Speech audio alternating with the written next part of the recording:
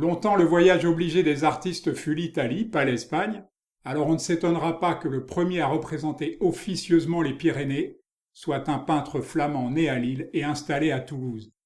L'essor de la peinture de montagne répondit à celui des stations thermales, aussi ce double pont dont on possède nombre de gravures fut-il détruit lors de l'élargissement de la route de Luz à Gavarnie.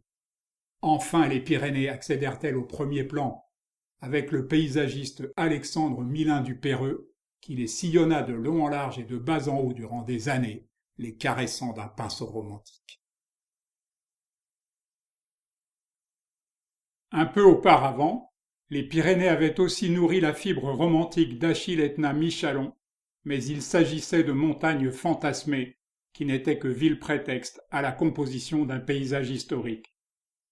Le peintre de bataille Louis-François le Jeune se fendit à son tour d'un paysage pyrénéen, mais le résultat lui paraissant trop paisible, il le transforma en chasse à l'ours pleine de bruit et de fureur. Plus intéressante, Joséphine Sarrazin de Belmont fut la première femme à peindre sur le motif et vécut 6 ans dans les Pyrénées, réalisant de nombreuses vues de la vallée d'Ossau ou du cirque de Gavarnie. De ses 30 mois passés dans les Pyrénées, le jeune Sulpice Guillaume Chevalier revint avec un surnom qui en dit long sur la séduction qu'exerça sur lui le colosséum de la nature, selon le mot de Victor Hugo. L'orientaliste David Roberts voyait les Pyrénées espagnoles comme un aimable coupe-gorge, où des bandits dévots pourraient aller prier après leur forfait, tandis que dans le ciel, les vautours attendraient leur tour. Le Parisien Alexis d'Aliger de Fontenay trouva dans les Pyrénées les ingrédients dont il rêvait, des ciels tourmentés, des torrents aux flots déchaînés et des ours affamés prêts à dévorer le promeneur égaré. Si les artistes romantiques ne pouvaient qu'être attirés par les Pyrénées, Delacroix se sentit écrasé par leur beauté. Au vu de ces aquarelles, on ne peut que regretter qu'il n'ait pas jugé bon de les exploiter. Les toiles que Gustave Doré a peintes dans les Pyrénées vous conforteront dans l'idée qu'il s'agit du plus bel endroit au monde, du moins jusqu'à ce que vous ayez vu celle dont il accoucha dans les Highlands. Petite commune au sud de Pau, Gélos dispose comme sa grande sœur d'une vue saisissante sur la chaîne des Pyrénées, dont ce peintre s'est souvent inspiré dans son œuvre, entièrement dédiée à sa région. Une affection pulmonaire attira d'Aubigny dans les Pyrénées. Son mauvais état de santé ne l'empêcha pas d'en ramener 5 toiles, dont 4 représentent la Mahoura sous différents angles. Diaz de la Peña est l'une des figures majeures de l'école de Barbizon, un ton en dessous de Corot.